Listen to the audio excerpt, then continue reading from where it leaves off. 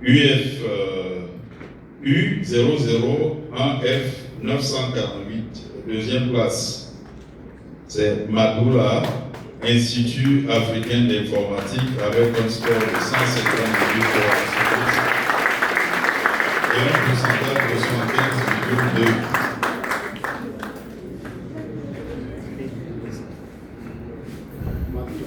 75,2. Madoula, l'intelligence artificielle qui parle nos langues. Madoula illustre ce que signifie construire pour le terrain.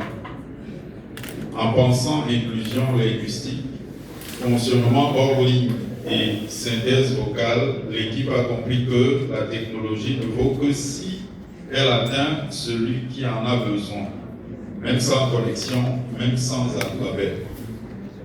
Point fort. Premier point fort, inclusion linguistique, plus hors ligne, plus synthèse vocale. Très contextualisé. La solution parle aux agriculteurs dans leur langue, même sans Internet.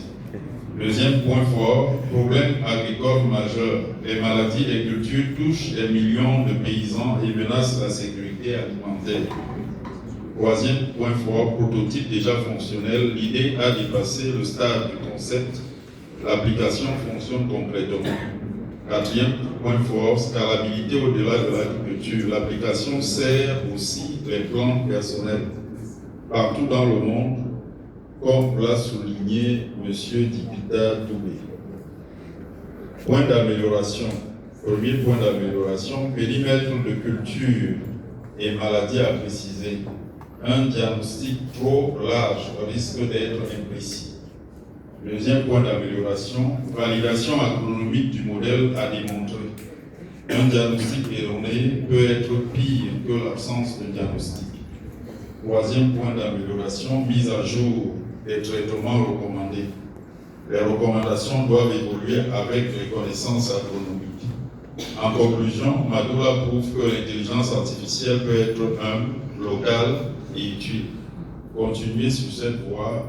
Le continent a besoin de solutions qui parlent ces langues. Bien, applaudissez pour notre équipe Madoula. Je voudrais encore me permettre de dire quelque chose. Ces jeunes sont formidables. Les gens qui ont testé la solution, parce que je l'ai testé, ces enfants sont formidables. Est-ce que je peux savoir comment s'est fait la synthèse vocale? Est-ce que je peux savoir? Alors, déjà, c'était l'une des choses la plus difficile à faire d'abord.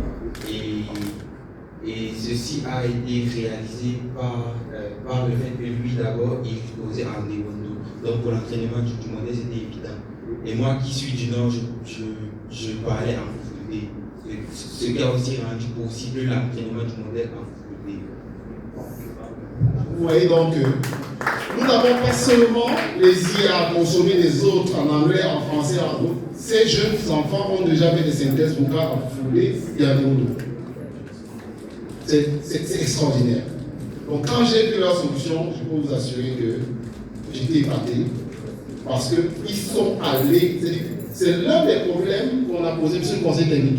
Je crois que lors de le dernier atelier, il y avait ce problème. On disait qu'il fallait absolument qu'on travaille sur le côté des langues camerounaises de façon à pouvoir faire des synthèses vocales. Je passe sous le contrôle de cas du poster. Je crois que c'est des enfants, il faut les accompagner parce que ce qu'ils ont fait peut impacter beaucoup d'autres secteurs. Même à l'université, les départements de langue ont déjà ce besoin. Comment faire pour pouvoir avoir des traducteurs en nos langues, pour pouvoir avoir, par exemple, des répondeurs. Parce que quand Orange, par exemple, met un outil, un chatbot qui permet à quelqu'un de se renseigner, ce n'est qu'en anglais et en français. Une maman au village, si elle a un problème sur son téléphone, qu'est-ce qu'elle fait? Elle doit pouvoir sélectionner sa langue Néondo. Quand elle appelle, elle parle à Néondo, le chatbot lui reprend en Néondo. Ce qu'ils ont fait est déjà bankable. Je voulais qu'on salue encore la prouesse de nos jeunes talents.